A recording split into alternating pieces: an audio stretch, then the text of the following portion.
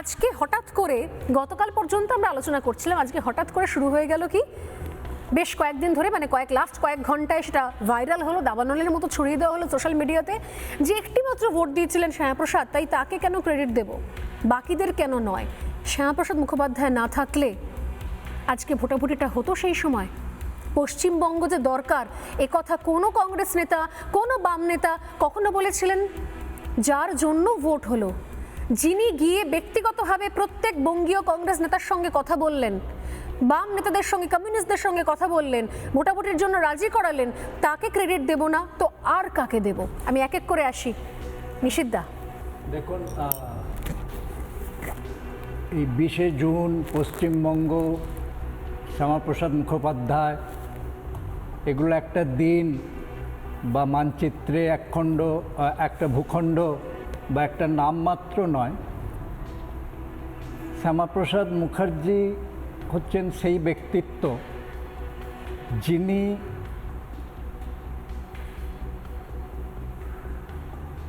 বঙ্গভঙ্গের অখণ্ড বাংলা যদি পূর্ব পাকিস্তানে চলে যায় তাহলে বাঙালির পরিচয়ের ওপর যে আঘাত আসতে পারে, উদ্বাস্তুদের শেষ আশ্রয়ের যে অনিশ্চয়তা দেখা দিতে পারে, যে রাজনৈতিক নিরাপত্তার অভাব হতে পারে, এবং সর্বোপরি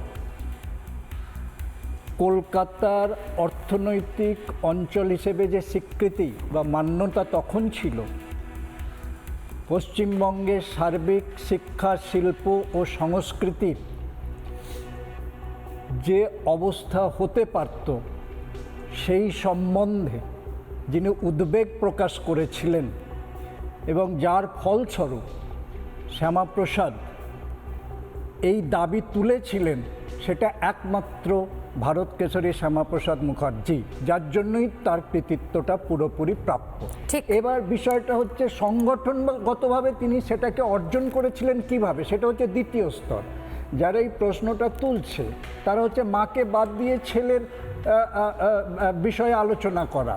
আসলে যিনি চিন্তার জনক, যিনি ভাবনার জনক, তাকে তো বাদ দিয়ে তো ভাবনাটা বা চিন্তাটা বাস্তবায়িত করা যায় না। এটা আমাদের প্রথমে বুঝে নিতে হবে। তাছাড়া শ্যামাপ্রসাদ শুধুমাত্র সাংগঠনিকভাবে এটা করেছিলেন তা না। মনে রাখতে হবে যে শ্যামাপ্রসাদ ছিলেন আমাদের স্বাধীন ভারতের প্রথম শিল্প ও সরবরাহ মন্ত্রী। 1950 সালে উনি মন্ত্রিসভা ত্যাগ করেছিলেন। ঠিক 1951 জনসংঘের ভিত্তি স্থপতি সভাপতি, তারপরে 1953 তার বলিদান। এখন এই যে যাত্রাপথ সংক্ষিপ্ত, এখানে তার শিক্ষাগত প্রজ্ঞা, শিক্ষাবিদ, আইনবিদ এবং ভারতের প্রথম সেই অর্থে শিল্পনীতির প্রণেতা, ঠিক স্বাধীনতার পরে।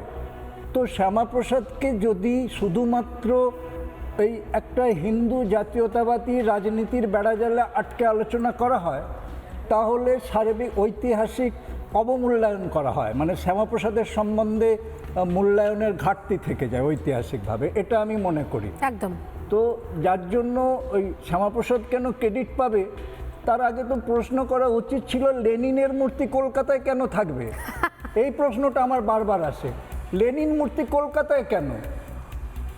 মানে ভারতের স্বাধীনতায় লেনিন বা চে গুয়েভারার কোনো ভূমিকা আছে বলে আমি জানি না, বা তারা এসে কোন আন্দোলন করে গিয়েছে তাও আমি জানি না। লেনিন কোনো মহাপুরুষ না। রবীন্দ্রনাথের মূর্তি থাকতে পারে আমাদের, আমেরিকা থাকতে পারে, ইউকেতে থাকতে পারে, কিন্তু লেনিন তো কোনো মহাপুরুষ ছিলেন না।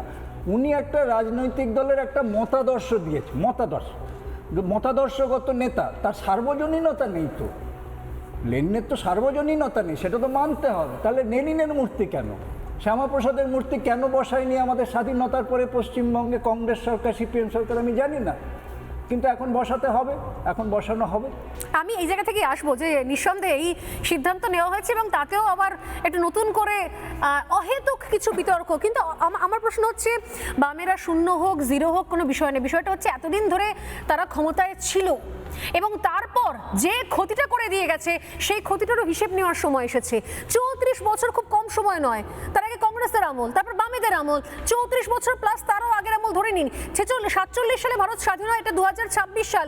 এতগুলো বছর ধরে এই যে আমরা আমাদের দেশের ইতিহাস জানলাম না, প্রজন্মের পর প্রজন্ম, জেনারেশনের পর জেনারেশন, আমরা জেনারেশনের নাম করি সাইলেন্ট জেনারেশন, মিলেনিয়াল, আমরা বলি কি জেনারেশন জেন জি, বিটা, গামা, এত কিছু জেনারেশনের নাম করি আমরা।